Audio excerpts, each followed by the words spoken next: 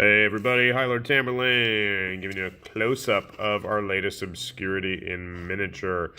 Here we have the most calm and quiet, stern yet soft-spoken, as he's screaming, Scout Captain dude from the Shadowspear box. I have actually no idea what the guy is called, but we can stick that in the comments, and we'll let that all get figured out later on. So, one thing I've harped on before is about how the Primaris stuff is all kind of sort of plain, like there's this dude right here, there's not a whole lot of extra bling going on with his armor. He's very, utility driven, basic. I mean, he does have this little like scanner thing that's out of focus on his arm there. There we go.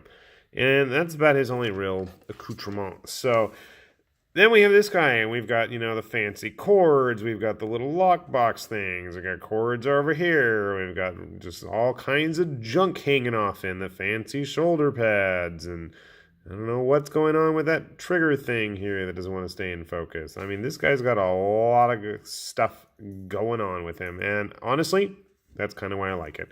I will admit I am a sucker for the more fancy and ridiculous looking marine kits out there. That's just what I like. So anytime I see a new character with way too much crap dripping off of him, it's more than likely going to end up in my collection, despite my real lack of interest in Space Marines. So, not a whole lot of complicated parts here. We have the main body, we have his other leg, his arm with the gun, his pointy finger with his little tactical readout. We have the main chest, the backpack with part of the cape draped on it, the yelly head, and a little servitor servo skull with, I don't know, his email or Instagram account along with his cloak. So I'm going to chop these out, we're going to put it together, and we're going to see how he looks then. Alright, so we got our new captain just about finished. He is a captain, isn't he? Scout captain. I really do like this sculpt.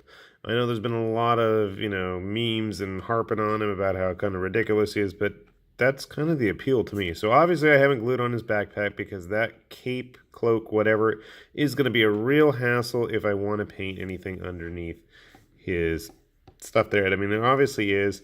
So just to make things easier, and it looks like it's going to be a really simple attachment. So I'm going to just go ahead and paint all of the armor, at least the base coat, before I go ahead and attach it. So really simply like that. I do like the fact that he has his helmet attached there, and with the cape he is quite impressive looking.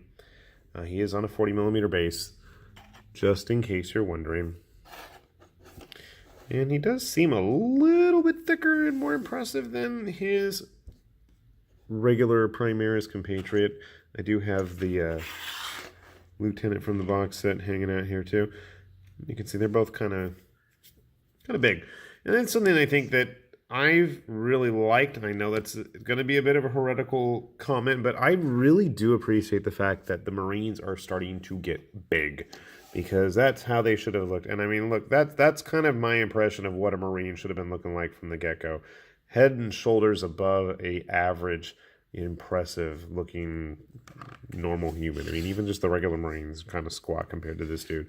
He's big, he's impressive, and you know what? I really wish we would see some Terminator equivalents. Yeah, we have the Gravis armor, but to me, it's just, And the aggressors too. I want to see the way Terminator should have looked, kind of like what Abaddon's armor looks like, except I want every Terminator to be the size of Abaddon.